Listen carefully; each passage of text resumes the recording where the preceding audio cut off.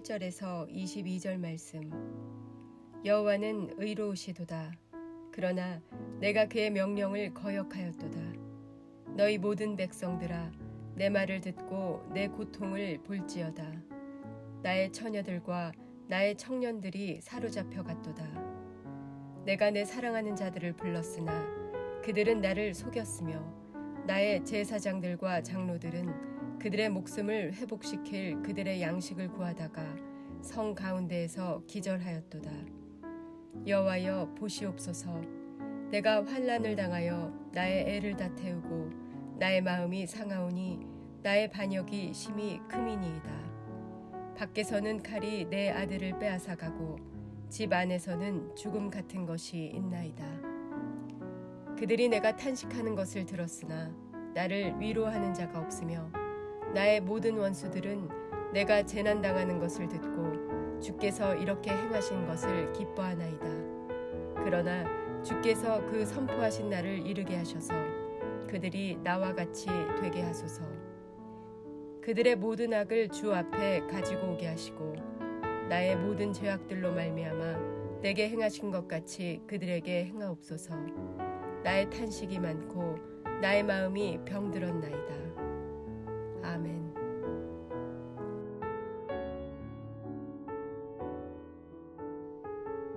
함께 기도하겠습니다. 하나님, 우리의 삶의 가장 고통의 때에, 또 가장 절망의 때에 나의 주, 나의 하나님을 붙들고 나아가는 영적 은혜가 우리에게 허락하여 주옵소서.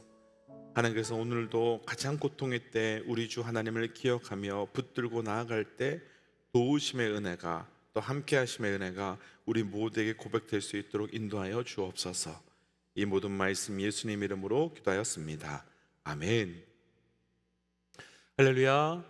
우리 삶의 절대 구원의 은혜를 허락하시사 그 구원의 은혜를 이루시기 위해서 우리의 삶에 함께하여 주시고 또 동행하여 주시는 우리 하나님의 이름을 높이 찬양합니다. 오늘 우리가 함께 나눌 말씀의 제목은 고통의 때에 기억해야 할 하나님, 고통의 때에 기억해야 할 하나님이라고 하는 말씀의 제목입니다.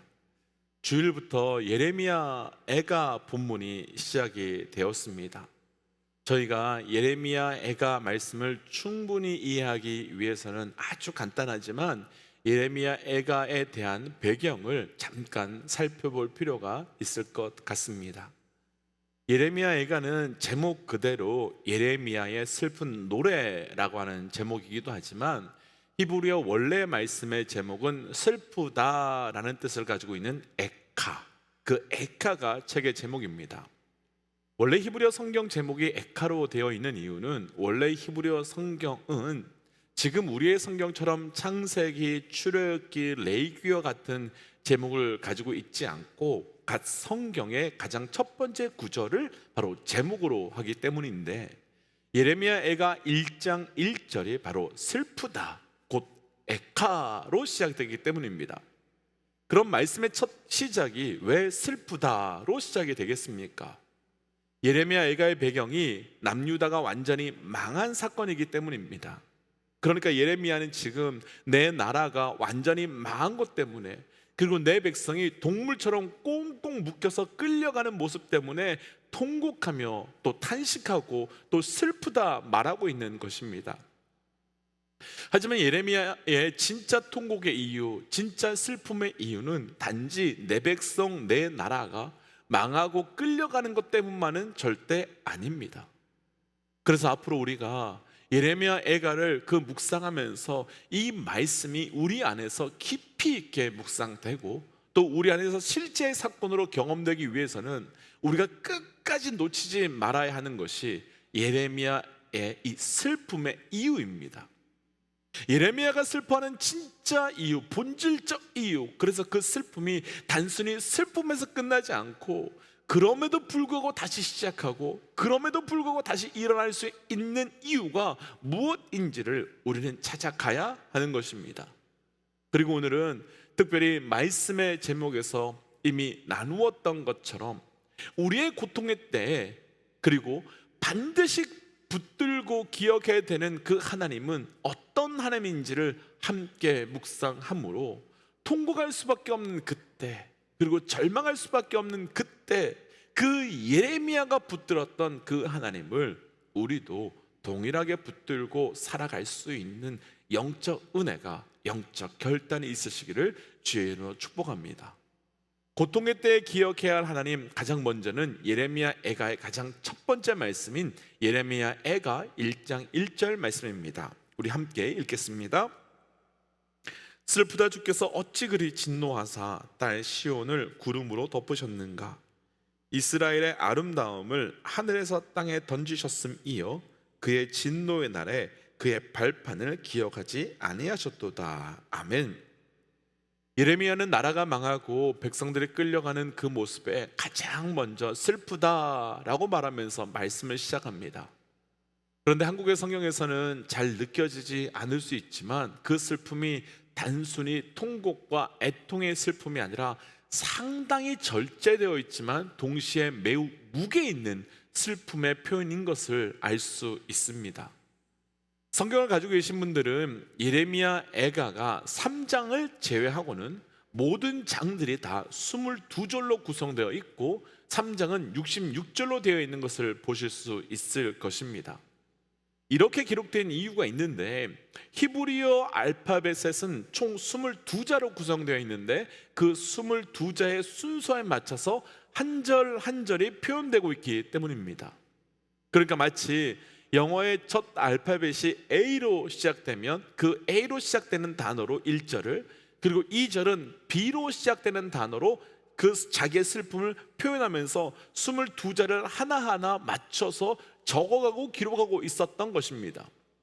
특별히 3장이 66절인 이유는 한 단어로 3번씩, 그러니까 영어로 표현해 본다면 A로 시작하고 또 A로 시작하고 그리고 한 번 더 A로 시작하는, 그렇게 3번을 반복하면서 66절이 된 것입니다.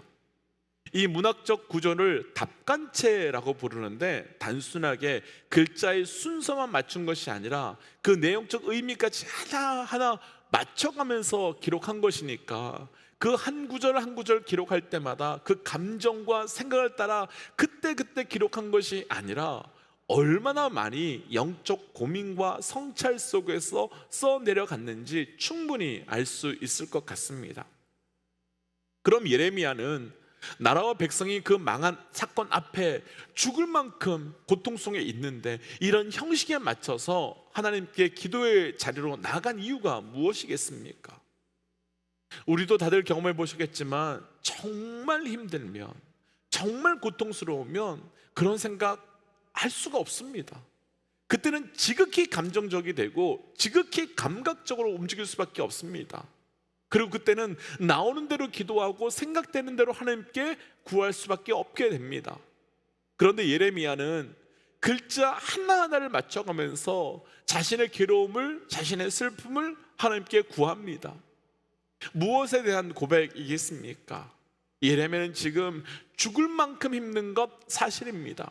그리고 예레미야와 백성들은 지금 죽을 만큼 고통스러운 것도 괴로운 것도 사실입니다. 그런데 죽을 만큼 괴롭고 죽을 만큼 고통스러운 것보다 더 확실한 진리의 사실이 하나 있는데 바로 내 삶의 처음부터 내 삶의 끝까지, 그러니까 내 삶의 처음의 A부터 내 삶의 마지막의 G까지 하나님의 손 위에 있음을 믿는 믿음 때문에, 그 믿음 때문에 고통스럽지만 죽을 만큼 힘들지만 그것을 고백하고 있는 겁니다.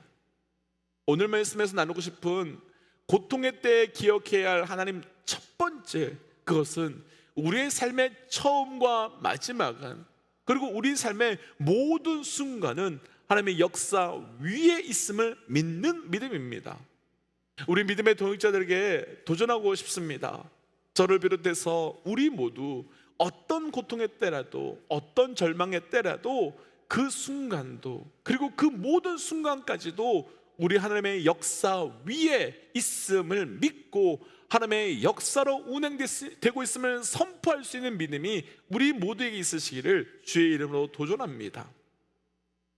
우리 삶에서 괴로움의 순간까지도, 또 고통의 순간까지도 하나님의 역사 위에 있는 것을 믿는 것과 그것을 의지하지 못하는 믿음은 엄청나게 차이가 크게 나타납니다. 야곱이 형 에서에게 쫓겨 도망가는 사건이 있었지요. 형 에서의 장자의 축복권을 거짓말로 속여서 샀고 받았으니 형 에서가 화가 나 야곱을 죽이려고 쫓아가고 있었던 것입니다. 그때 야곱은 베델이라는 곳에 도착했고 그곳에서 서글프게 돌베개를 베고 잠을 자게 됩니다. 그 모습을 한번 상상해 본다면 야곱이 얼마나 고통 중에 괴로움 중에 있었을지 우리는 충분히 상상이 됩니다. 그런데 바로 그때 꿈을 꾸는데 그 꿈에서 하나님의 천사가 사닥다리를 타고 자신이 있는 곳에서 오르락내리락 하늘을 오르락내리락하는 것을 보게 되고 동시에 그러면서 하나님께서 내가 너와 함께 하겠다라고 약속해 주십니다. 그 꿈에서 깨자마자 야곱은 창세기 28장 16절에서 여호와께서 과연 여기 계시거늘 내가 알지 못했다라고 고백하는 장면이 나타났지요. 야곱이 놀란 건 하나님을 만난 것 때문에 놀란 것이 아니었습니다. 그 자체로도 놀라기도 하지만 정말 놀란 것은 어떻게 내가 도망가고 있는 이런 고통의 들판에서, 이런 괴로움의 들판에서 하나님이 나와 함께 할 수 있느냐라는 것 때문에 놀랐습니다. 어떻게 이런 곳에, 어떻게 이런 곳까지 하나님이 나와 함께 계실 수 있는가? 바로 그것이었으며 어떻게 여기가 하나님의 집이고 어떻게 하나님의 문이 될 수 있느냐라는 것 때문에 놀란 것입니다.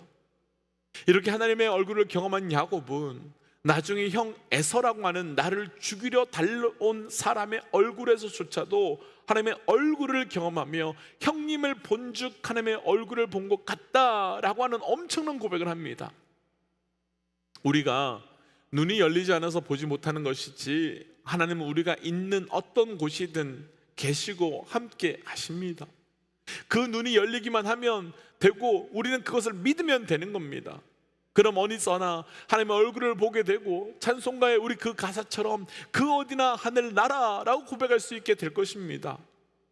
이것을 조금 더 우리 삶에 확장해서 적용해 보고 싶습니다. 우리의 가정이 어떤지 모르지만 괴롭고 비참해도 어느 날 나의 집에서 하나님을 만난다면 그 집은 더 이상 비참하고 괴로운 장소가 아니라 하나님의 은혜의 성전이 될 수 있을 것입니다. 직장 일터에 어떤 괴로움과 어떤 고통이 우리를 힘들게 하고 아프게 하는지는 모르지만 거기서 하나님을 만나고 나면 그곳이 다르게 우리의 삶에 다가올 수밖에 없을 것입니다. 분명 이전과 다르게 경험될 것입니다. 상황이 달라지지 않아도, 환경이 달라지지 않아도, 다만 그 고통의 자리, 다만 그 절망의 자리조차도 그분이 함께 하심을 보고 듣고 경험하고 믿는다면 분명히 달라지게 될 것입니다.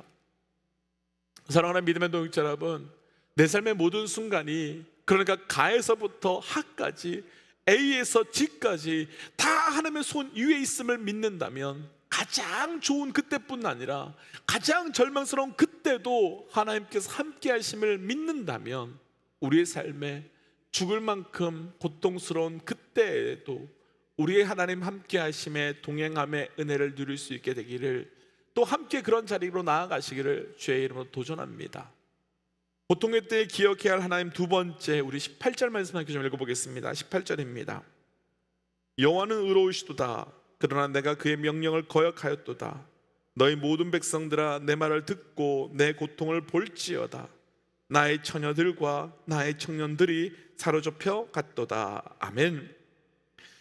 하나님 믿는 우리가 고통이나 절망의 때, 고통의 상황이나 절망의 상황 그 자체도 참 힘들지만 선하신 하나님, 그리고 좋으신 하나님께서 왜 우리에게 이런 일을 허락하셨나 라는 생각 때문에 더 힘듭니다. 분명 좋으신 하나님이면, 분명 선하신 하나님이시면 이런 일들을 허락하시면 안 될 것 같은데 왜 우리에게 이런 일들을 경험하게 하셨나라는 생각이 하나님에 대한 실망, 그리고 하나님에 대한 상처로 이어지게 되기도 합니다. 그런데 그 모든 순간에 우리가 절대로 잊지 말고 기억해야 할 하나님이 있는데, 바로 18절이 시작되면서 예레미야가 외친 하나님은 의로우시다라고 하는 것입니다. 먼저 우리 믿음의 동역자들에게 도전합니다. 우리의 고통과 절망의 때에 우리 하나님이 의로우신 분임을 믿고 그 의로우신 하나님 앞에 반응하는 삶이 되시길 주의 이름으로 도전합니다. 그럼 왜 이 의로우신 하나님을 기억하는 것이 중요하겠습니까? 지금 고통과 고난 가운데 있지만 그 의로우신 하나님, 그 의로우신 하나님을 신뢰하기 때문에 붙들 수 있기 때문에 그 자리로 견뎌내며 나아갈 수 있게 되는 겁니다. 지금 우리가 완전히 무너지고 진멸될 것 같은 상황이 있지만 하나님은 의로우시기 때문에 우리가 진멸되지 않겠구나라고 하는 믿음, 그래서 하나님은 의로우시기 때문에 우리가 죄에서 돌이키고 우리가 하나님을 찾고 나아갔을 때 하나님께서 반드시 우리를 붙잡아 주시고 우리를 인도해 주시고 우리를 회복시켜 주시겠구나라고 하는 소망을 마음에 품고 걸어갈 수 있게 되고, 그 의로우신 하나님이시기에 그 고통과 그 고난을 그냥 주신 것이 아니라 우리 안에 의로움을 회복시켜 주시기 위함이라는 그 믿음을 가지고 그 시간을 견뎌 나갈 수 있게 되기 때문입니다.